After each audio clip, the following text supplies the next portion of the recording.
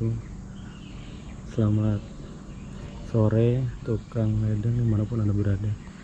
Hari ini kita berada di kantor pusat PDAM, dan hari ini kita akan mengikuti program dari kantor, yaitu acara tausiah yang insya Allah akan digelar setiap akhir pekan tiap minggunya sesudah sholat asar. Nah, hari ini hari pertama acara tausiah akan dilaksanakan. Nah, ini kita lagi ada di musola Anissa kantor pusat.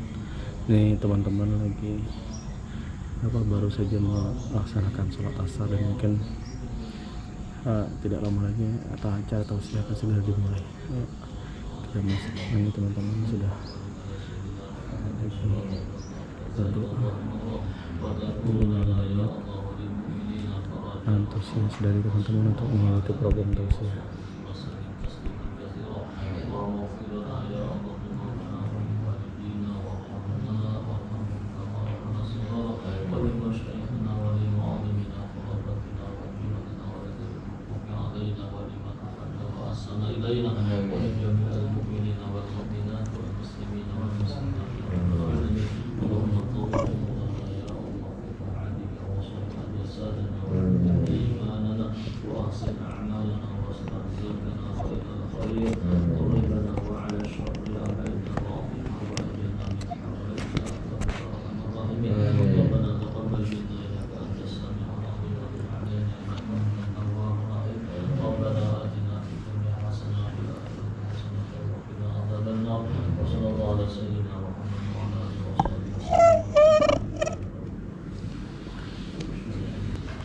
Assalamualaikum warahmatullahi wabarakatuh. Waalaikumsalam warahmatullahi wabarakatuh. Bismillahirrahmanirrahim. Alhamdulillahirabbil alamin, wassalatu wassalamu ala asyrafil anbiya'i wal mursalin sayyidina maulana Muhammad wa ala alihi washabihi ajma'in, amma ba'd. Yang saya hormati dan yang saya muliakan seluruh karyawan PDAM yang kesemuanya sama-sama dirahmati Allah dan dimuliakan Allah Subhanahu wa taala. Alhamdulillah, kita ucapkan puji syukur kita kehadirat Allah Subhanahu wa taala, yang mana di sore hari ini kita semua masih diberikan Allah kekuatan iman, taufik hidayah serta inayah dan kesempatannya, sehingga kita sama-sama bisa berhadir berkumpul di musala yang berbarakah, musala yang penuh rahmat ini, melaksanakan satu kewajiban kita, yaitu sholat fardu asyar secara berjamaah, dan disambung mengadakan pengajian agama. Mudah-mudahan pertemuan kita ini sebagai penampilan yang kita laksanakannya.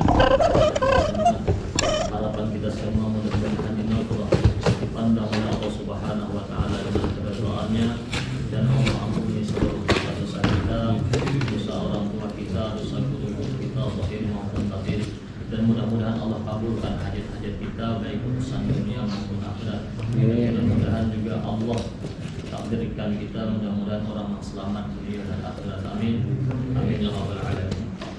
Ma'asyiral hadirin wal hadirat rahimakumullah. Dalam sebuah hadis baginda kita Rasul sallallahu alaihi wasallam pernah bersabda, "May yuridillahi bi khaira yufaqihu fid din."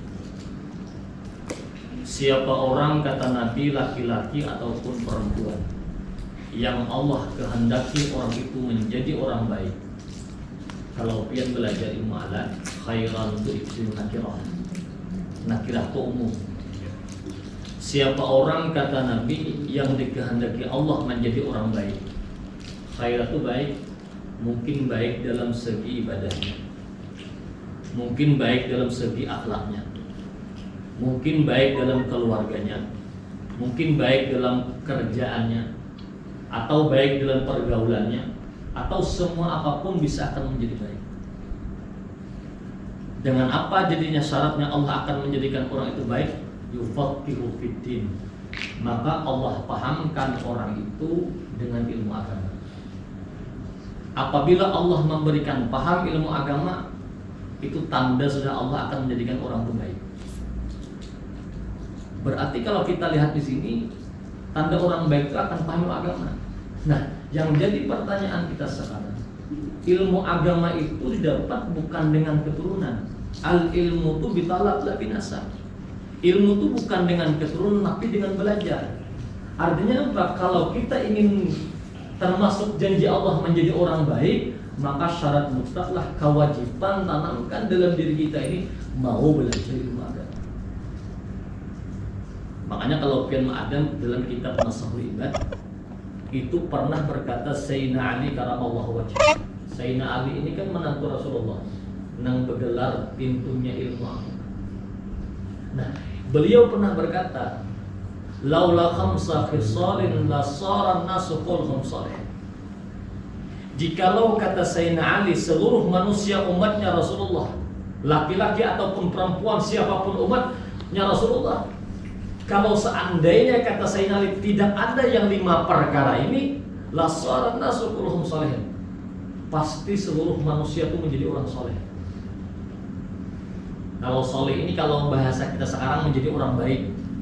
Mungkin akhlaknya baik, semuanya akan baik, asalkan tidak ada 5 perkara.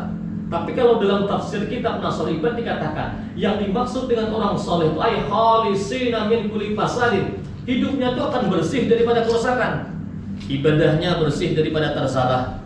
Baca Qur'annya akan bersih daripada tersalah. Akhlaknya akan bersih daripada sifat yang tercela. Mulutnya akan bersih daripada mengomong dan sebagainya. Asalkan tidak ada 5 perkara ini. Nah, di antara yang 5 perkara ini apa? Yang pertama kata Sayyidina Ali, yang tidak bisa membuat orang itu menjadi orang saleh, ar-ridha bil jahil.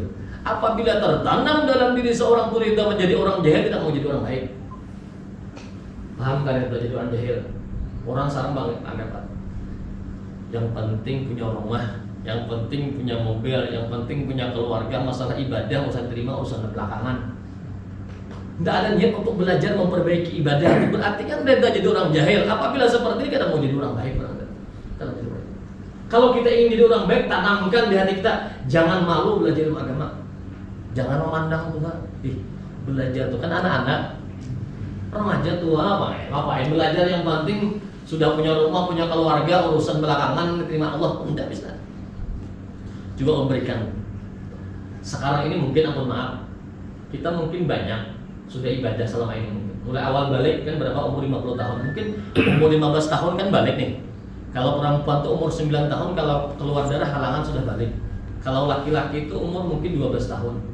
Tapi kalau umurnya sampai 15 tahun belum pernah keluar mani atau perempuan karena pernah halangan tetap pokoknya balik. Mukallaf namanya. Diberi beban oleh Allah sudah kewajiban sembahyang. Nah, mulai mukallaf sekarang sampai sekarang. Mungkin selama ini sembahyang kita laksanakan, ibadah yang kita kerjakan. Harapan kita semua mungkin apa? Mungkin harapan kita ingin ada pahala di sisi Allah. Mungkin harapan kita semua ingin banyak. Harapan kita ingin mati husnul khatimah. Harapan kita semua mungkin apa? Ibadah kita supaya nanti di akhir kita akan masuk ke dalam surga. Harapan kita mungkin ada balasan di sisi Allah. Mungkin ingin ganjarannya di sisi Allah. Mungkin banyak harapan kita masing-masing. Nah, yang jadi pertanyaan kita sekarang tanamkan.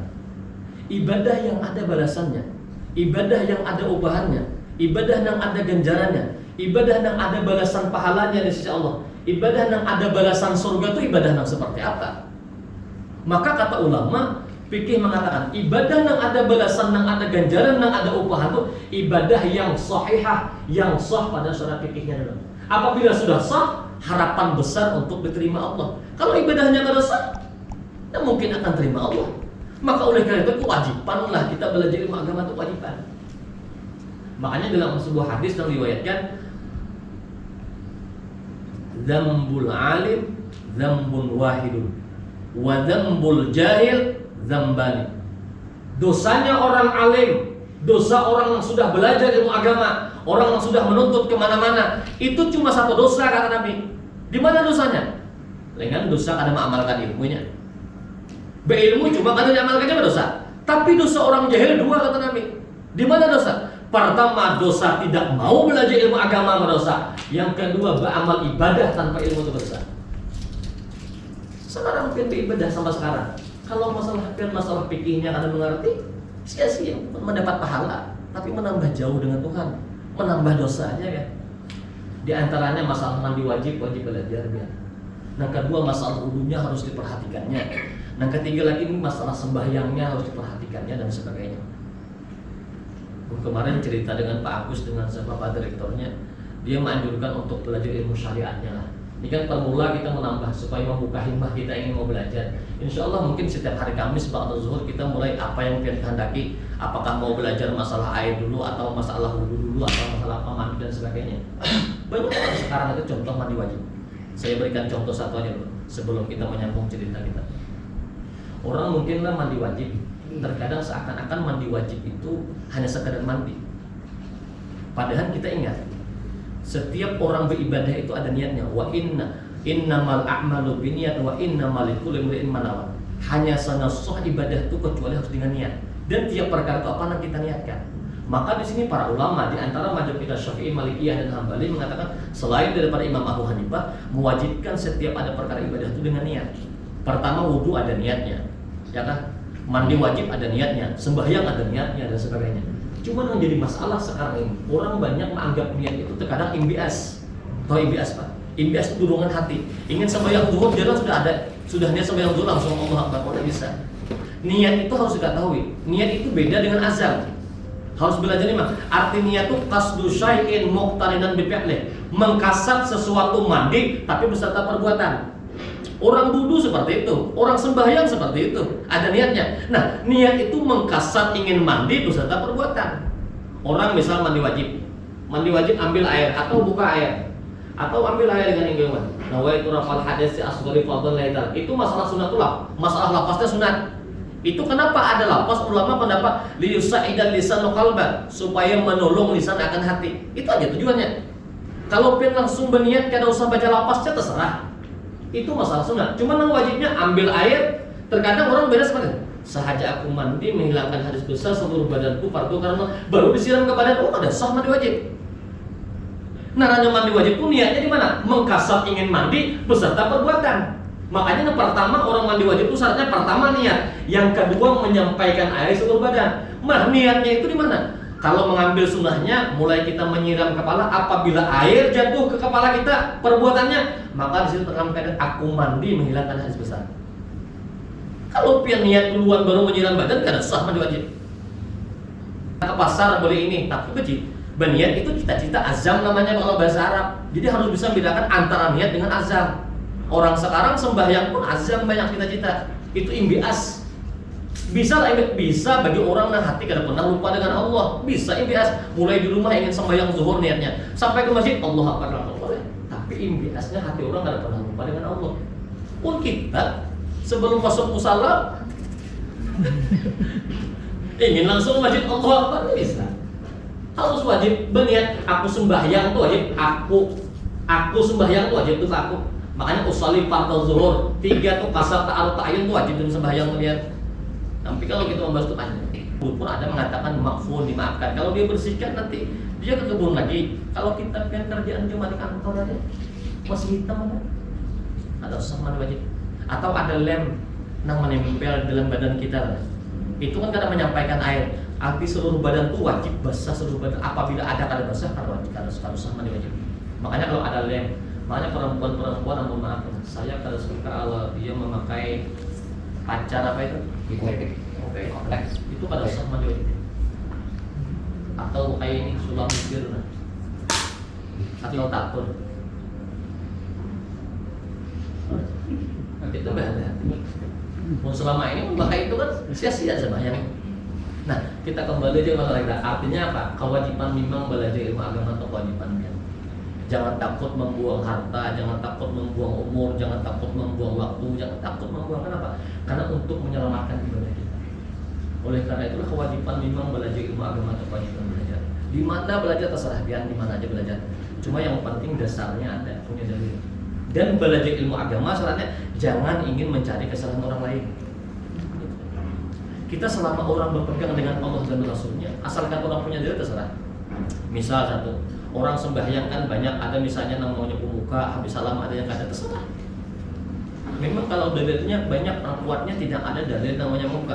Cuma ada riwayat Imam Mansur mengatakan bahwasanya Nabi itu menyapa pemuka dari muka sampai janggutnya. Terserah ada punya dalil, cuma jangan sampai menyalahkan orang lain. Nah sekarang ini punya ilmu tujuannya untuk menyalahkan orang lain, itu tidak salah. Saya walaupun seperti apapun orang yang penting sembahyang apabila ada banyak orang lain. hendak pian merapatkan kaki, hendak merapatkan dan sebagainya, hendak meranggangkan kan banyak sekarang ini yang merapatkan dengan ujung kaki. Padahal kalau kita mengambil Sayyidina Anas, Nabi itu bahwa Nabi aku melihat orang yang di belakang. Maka Nabi mengatakan istau sufakum atau sawu sufakum, banyak hadis dari riwayat Bukhari Muslim. Ratakan sah fa inni arakum bil ma. Warai aku melihatnya Nabi orang belakang tuh melihat. Aku melihat walaupun Nabi kan pakai spion. Pun kita ada bisa melihat belakang atau ada pakai spion kan. Nabi orang yang dibukakan Allah menyampaikan. Tapi disitulah Nabi menyuruh merapatkan rapat. Maka Sayyidina Anas mengambil tafsir. Waktu itu kami merapatkan saf itu biqadamaihi, itu biman kibahi dengan bahu kami, dan meluruskan istau subakum mengatakan saf biqadamaihi dengan tumit.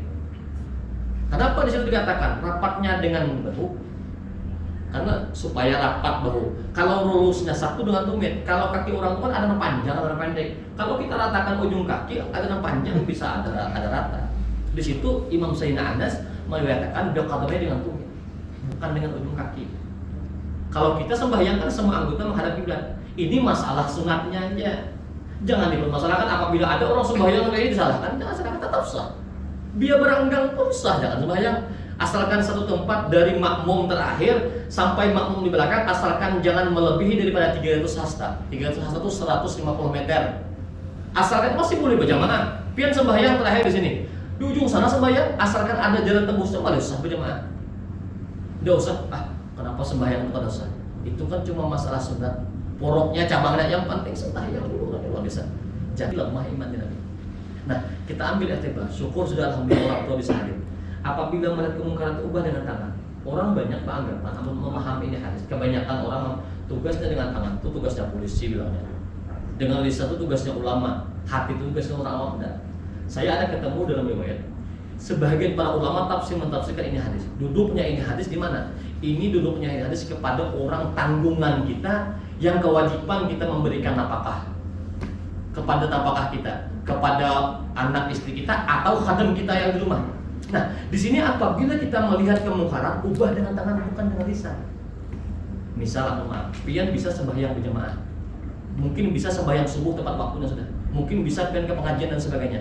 Anak istri kan sembahyang wajib ubah dengan tangan, bangun ini dengan tangan bapak, selalu sembahyang. Jangan dengan lisannya, punya sembahyang, punya kadang-kadang, kadang mau bangun istri pian, anak pian, orang tua sudah mau sembahyang. Belajar sudah mau, sudah ngerti kan kewajiban sembahyang seperti apa. Anak subuh kadang mau kewajiban pian membangunkannya. Redha bil jahil, arda bil mungkar kan apabila redha dengan kemungkaran, nih kita tanggung jawab sebagai dosanya. Anak kada bangun subuh, kita bangun. Kalau kita kada membangun kan dosa kita. Ini yang dikehendaki apabila melihat kemungkaran itu ubah dengan tangan itu seperti itu. Nah, pian sudah belajar, sudah mau hadir seperti ini, mau menjaganya atau tidak?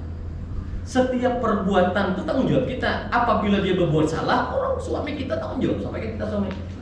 Makanya istri dan anak itu bisa membawa ke surga, bisa membawa ke neraka. Hati-hati pian. Yang sudah berkeluarga, jangan menganggap kita sudah selamat. Oh, udah bisa anak yang membawa ke neraka. Ini awal-awal yang berhubungan dengan akan menuntut kita di akhirat itu anak istri. Makanya Nabi mengatakan melihat kemungkaran ubah dengan tangannya Nabi. Melihat anak belum bangun nih, melihat anak pakaian muka aurat, ambil bajunya robek. Caranya diambil kasih orang samping rumah. Jangan dikasih samping rumah, dipakai orang pulang ya. Itu caranya. Itu aja.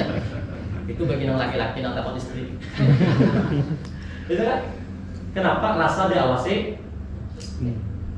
Coba kita lihat, kalau Allah yang lalu melihat kita, dimanapun kita berada dilihat oleh Allah, dipandang oleh Allah. Hidup kita kada pernah lepas dari pandangan dengan Allah. Hidup kita ditata oleh Allah, diatur oleh Allah, dan selalu diawasi oleh Allah. Tanamkan Allah bersifat besar oleh kita. Apabila sudah seperti ini, dalam sembahyang kita, ibadah kita, semua kita apa? Kalau kita sembahyang, kita mengangkat takbir seakan-akan yang jadi dua jurinya itu Allah Subhanahu Wa Taala. Nah kita baca seakan-akan Rasul Allah Subhanahu Wa Taala yang menjadi dua juri. Kalau kita yakin seperti ini, maka hidup kita itu berhati-hati dalam suatu hal.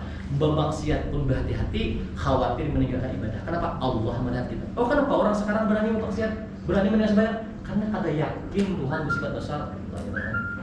Mudah-mudahan kita diberikan taufik kita ya Allah dan bisa mengamalkan ilmu-ilmu yang pernah kita baca dan kita dengar. Amin. Amin. Saya pribadi mengucapkan banyak-banyak minta ampun, minta halal, minta ridha apabila terdapat kesalahan dan kesilapan walakum minkum. Assalamualaikum warahmatullahi wabarakatuh. Waalaikumsalam warahmatullahi wabarakatuh. Ada waktu singkatannya ada. Karena di mana-mana pengajian, habis pengajian itu saya berwaktu 10 menit. Kalau saya bisa jawab, saya jawab akan punya dalil. Tapi kalau saya tidak jawab, saya mau tahu. Saya cari dalil. Saya tidak berani jawab sembarangan, Pak. Kalau belum punya dalil, kenapa? Karena saya punya lebih masalah dan lebih di hati. Jadi saya insya Allah saya akan jawab masalah. Banyak nanti Oh. kambingnya. Gimana Pak? Acara tausiahnya mantap. Tetap Beliau kepala kepala cabang atau Utaraya hadir mengikuti program baru kita, luar biasa. Mantap Pak, semangat Pak. Ajak terus stafnya Pak. Nah ini Mas Husen juga hadir, orang-orang IT. Wah, koordinator pemutusannya langsung turun tangan ini. Gimana Pak Karim? Pakai program kita baru ini? Nah alhamdulillah tadi baru saja selesai acara tausiah kita di Musola Anissa kantor pusat. Nah insya Allah nanti hari Kamis depan dilanjut lagi. Oke, sampai jumpa di video kita berikutnya. Assalamualaikum warahmatullahi wabarakatuh.